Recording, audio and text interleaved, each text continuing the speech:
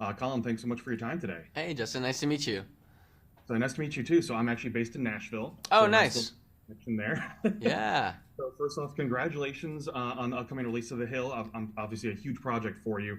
Just in terms of sports movies in general as well, how excited were you to be able to take part in this inspiring type of sports story about Rickey Hill? Oh my gosh. So thrilled. Once I read the script, I was immediately hooked in. And you have so many different elements that are amazing. The inspirational true story, the baseball, the folks that are on the production side, writing that are attached. Angelo Pizzo, Scott Marshall Smith. So many elements. And working with a veteran like Dennis Quaid, who's obviously done plenty of sports movies, especially baseball stories as well too.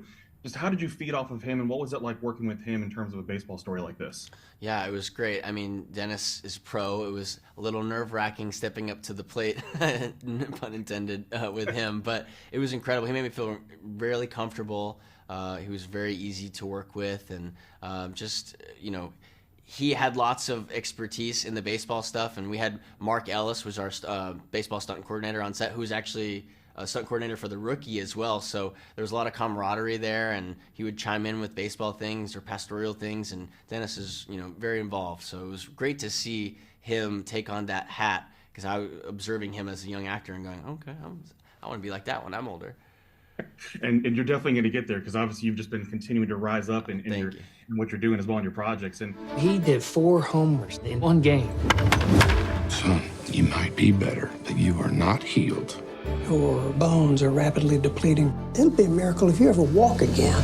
and looking at this role, working as someone and portraying someone that does have a physical disability, what type of training was involved in that, as well as just making sure that you are representing that role well? Yeah, I know. It's a great question because you always want to do it justice. More than anything, it meant so much to me at the end that like Ricky approved of everything. No, but yeah, when I'm working on a project and have to kind of take on that physicality, I was really lucky because I got to actually sit and talk with Ricky, so he was able to show me this is what it was like when I did this. This is what it was like when I did this, or it wasn't like that. So we got to work on my baseball swing. While I was running around the bases, I was trying to mimic his limp and trying to figure out how I could run with that a little bit of pain. And so I decided to throw some rocks into my shoes for a couple takes and was running around the bases with the rocks in the shoes, which did not feel so great, but it lended to that physicality that Ricky truly had back in the 70s. Absolutely. I can only imagine running with rocks in my shoes and how it helped me get into the role. Different kind of method acting right there.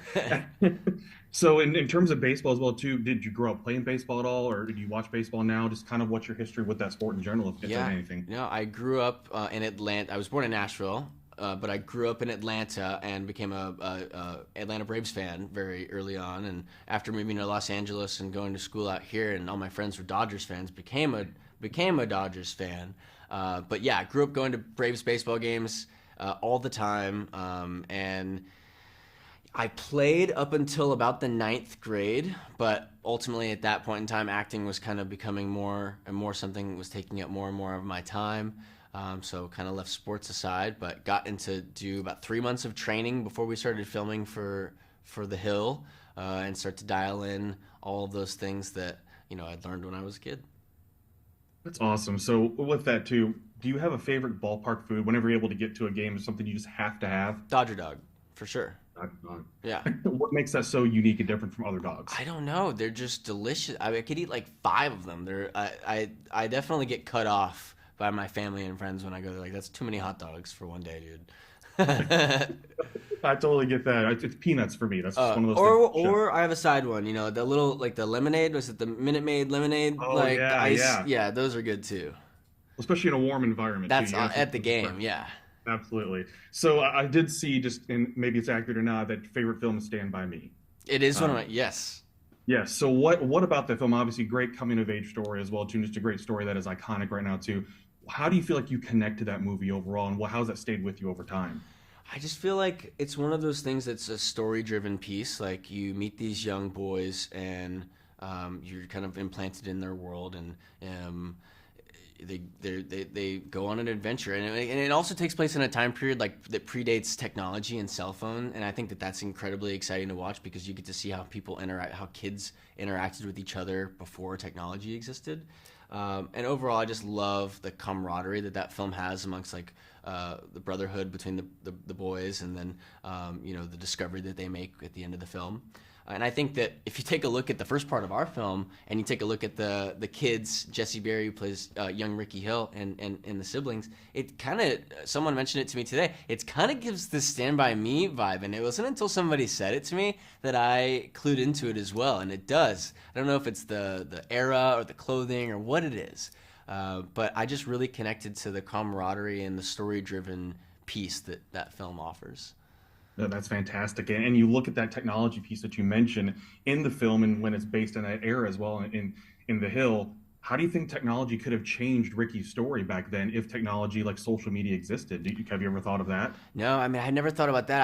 I have thought about how his recovery or maybe like what medical procedures are out there that are more advanced now that weren't back then.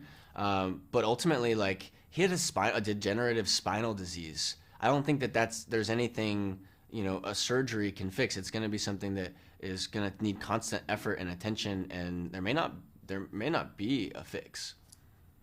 No, it makes very good sense. Well, Colin, I really do appreciate your time. Thank you so much for answering my questions. I appreciate it very much. Of course. It's a pleasure meeting you. Determination and sacrifices have come down to this.